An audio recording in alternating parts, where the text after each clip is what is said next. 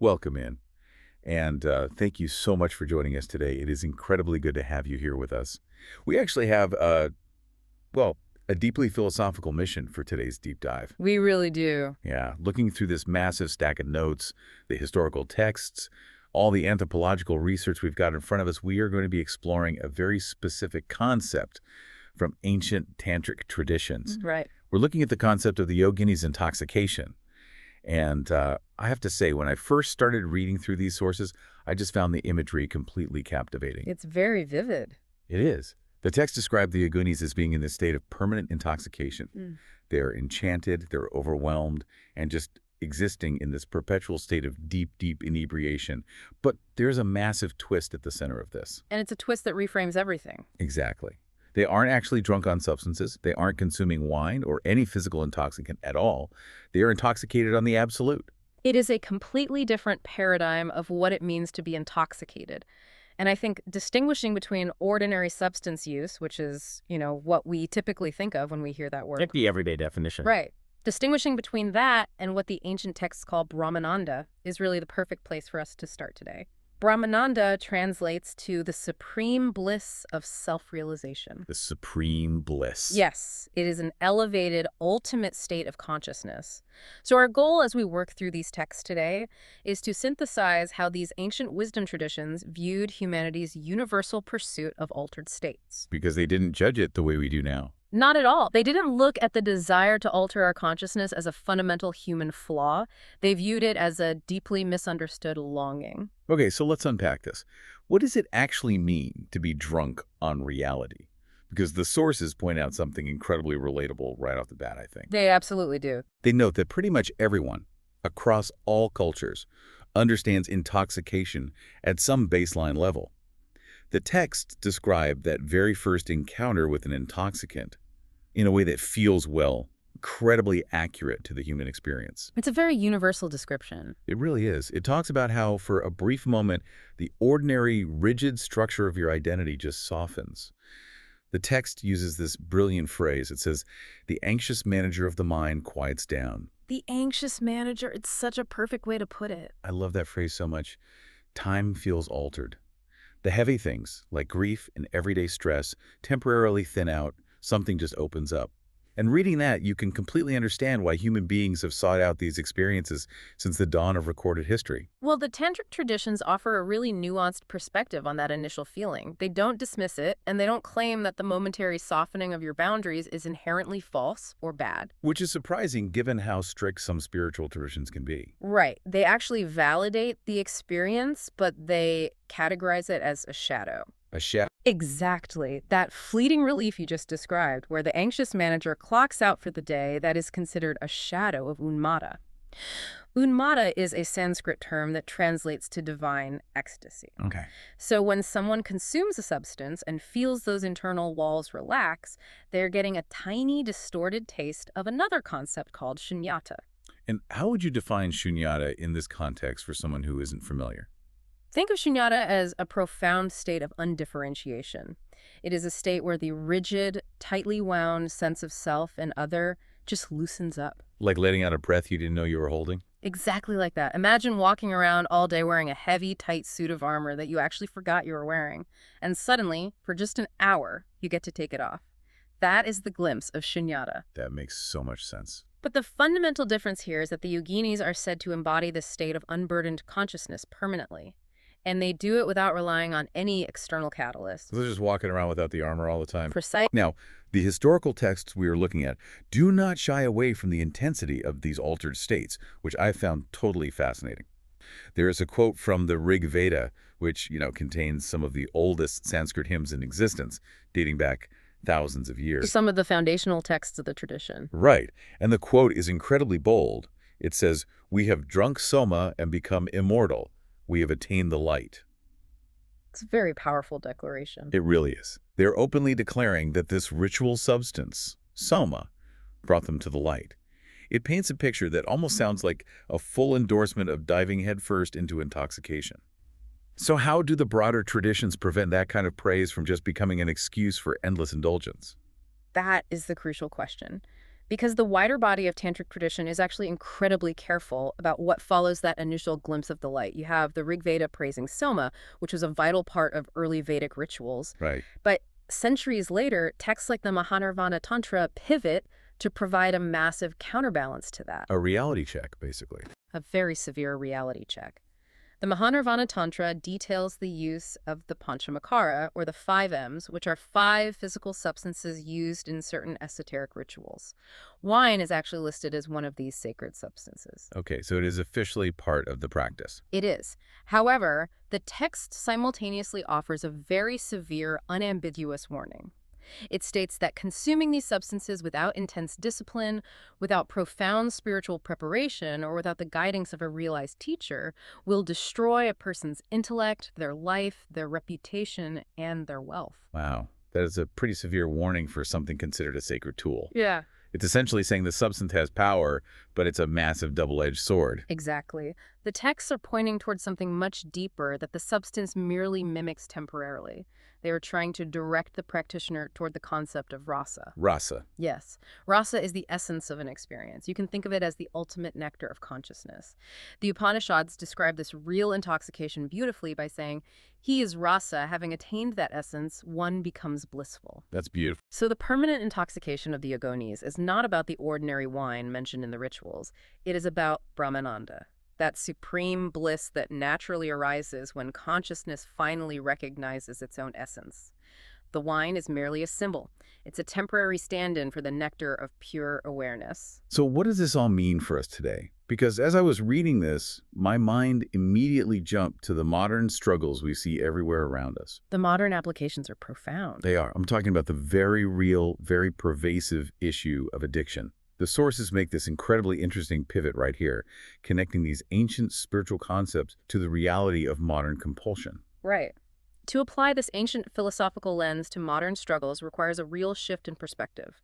Modern science and medicine rightly look at addiction through the lens of neurology, dopamine receptors, genetic predispositions, and physical dependence. Sure. The clinical reality. Exactly, the physical reality of the condition. But the tantric traditions offered a psychological and spiritual framework that asked a different question entirely. They asked, what is the soul trying to achieve? What is the soul trying to achieve? Yes. When you understand that true intoxication is consciousness recognizing itself, you start to see that addiction can be viewed as a distorted echo of that exact same longing. That reframes the entire emotional landscape of the conversation. In our modern world, the individual struggling with a compulsion is constantly hit with this heavy, shame-inducing question. They're always asking, what is wrong with me? Constantly. And society reinforces that. But the imagery of the drunk yoginis invites us to replace that judgment with curiosity.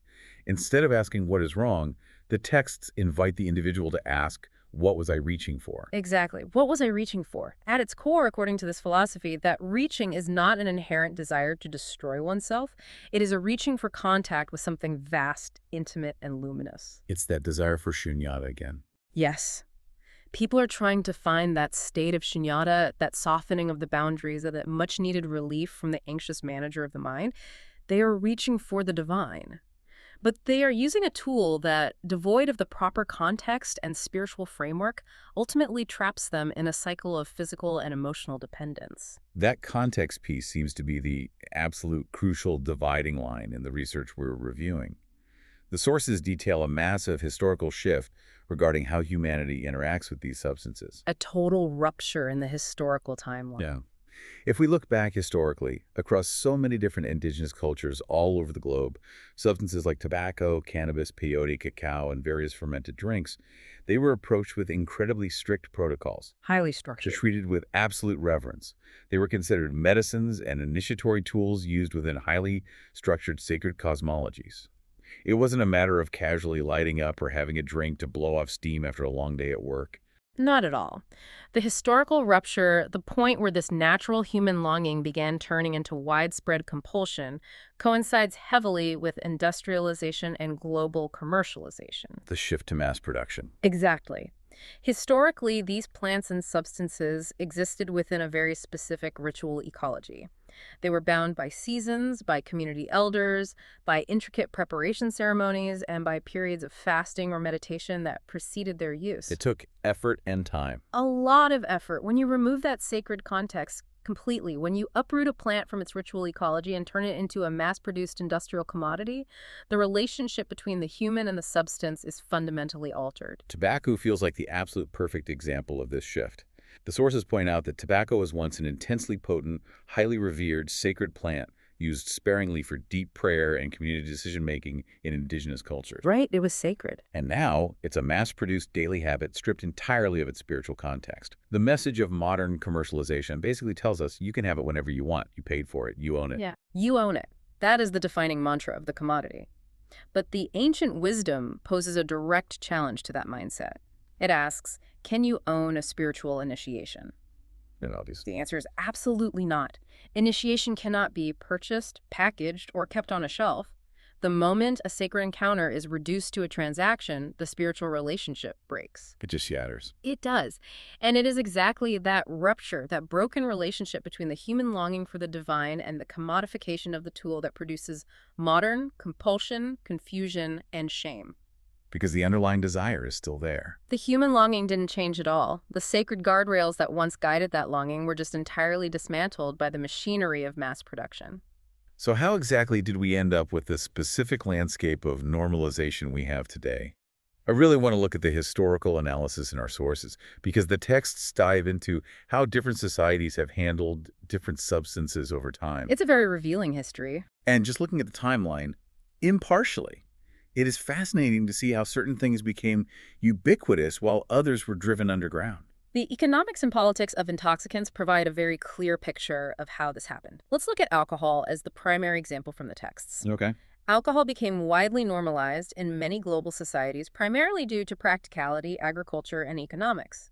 It was relatively easy to produce almost anywhere in the world using common agricultural staples, grains, fruits, potatoes, rice. The things people were already growing to survive. Exactly. And because of that ease of production and its scalability over centuries, it became deeply embedded into global trade routes. And once it's part of the trade route, it becomes part of the tax base. To a massive degree. Early governments and expanding empires built entire economic structures around the production, taxation, and sale of alcohol. It was a stable commodity that could fund state endeavors. It was easily quantifiable, transportable, and highly taxable. But the historical data shows a completely different trajectory for other psychoactive plants, especially those that were deeply connected to the indigenous spiritual practices we were just talking about. A very different path. The sources list a multitude of historical reasons for this divergence. They point to periods of colonization, shifting trade monopolies, and efforts by governing authorities to maintain social control. And again, we're just looking at what the historical texts outline here. Right, just reporting the data from the sources. The divergence is stark. When expanding colonial powers encountered indigenous populations using plants like peyote, ayahuasca, or specific regional mushrooms, they weren't looking at them as potential tax revenue in the same way they looked at fermented grains. They view them through a completely different lens. Yes, because these plants were deeply intertwined with local spiritual leadership and community cohesion. That cohesion existed entirely outside the orthodox religious and political structures of the colonizers. So they were viewed as a threat to the established order. Often, they were. The historical texts note that the use of these local plants was frequently associated with subversion or labeled as witchcraft and heresy. Simply because they couldn't control it. Right. It empowered practices that the colonizing state or the Orthodox Church could not control or monetize. Throughout the 19th and 20th centuries, this dynamic evolved into various moral reform movements, racial prejudices, and broader geopolitical conflicts over trade.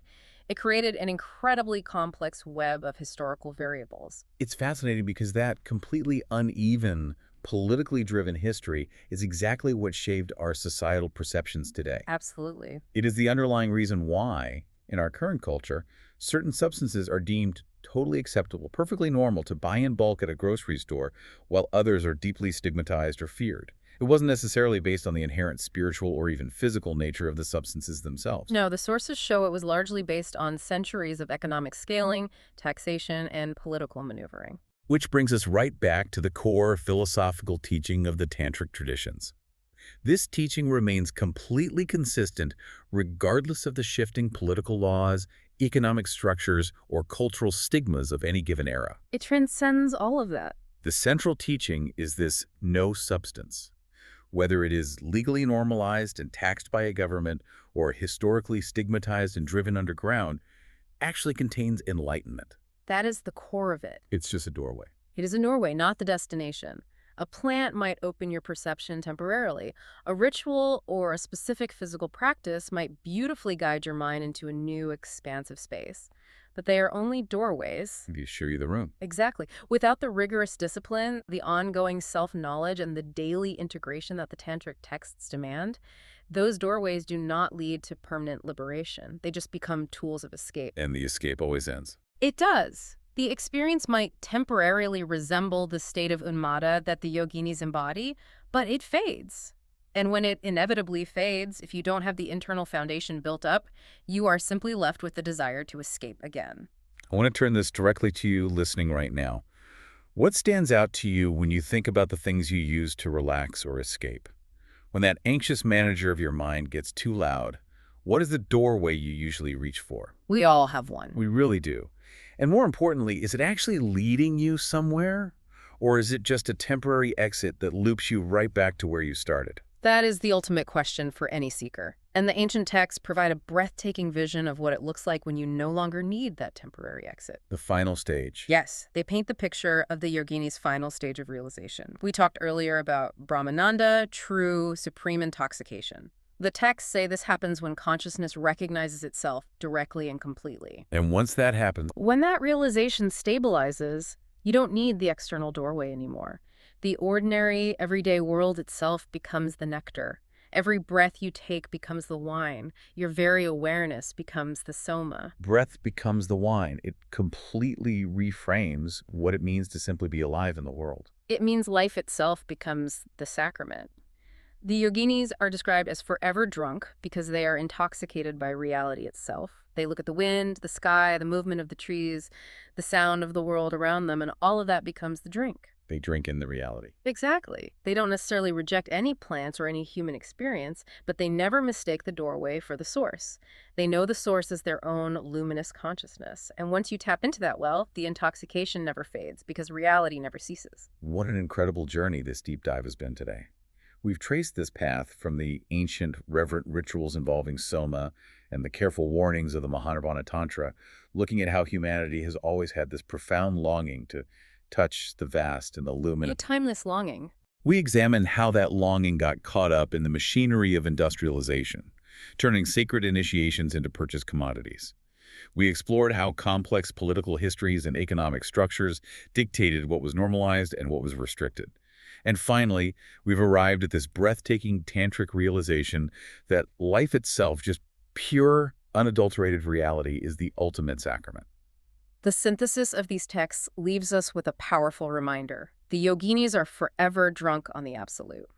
They embody a state where the boundaries of the self have relaxed not because of a chemical interaction, but because of profound self-realization. Right. They remind us that while the tools, the plants, and the rituals might hint at the doorway, the true source of that supreme bliss is always, and has always been, housed within our own consciousness. It really leaves you looking at your own daily habits in a completely new light. So I want to leave you with one final provocative thought to mull over as you go about your day. Good thing to take away. If our modern compulsions, even the seemingly innocent ones, like mindlessly scrolling on our phones to numb out, or desperately craving that third cup of afternoon coffee just to shift our mood, if those are just a distorted reaching for the divine, well, what would happen tomorrow if you chose to treat your most mundane, repetitive daily routine as a sacred ritual of consciousness rather than just another commodity to consume? That is a wonderful question to sit with. Thank you so much for joining us on this profound deep dive today. It's been an absolute pleasure exploring these ancient texts and finding the threads that connect them to our lives right now. Take care of yourselves, and we'll catch you on the next one. Farewell.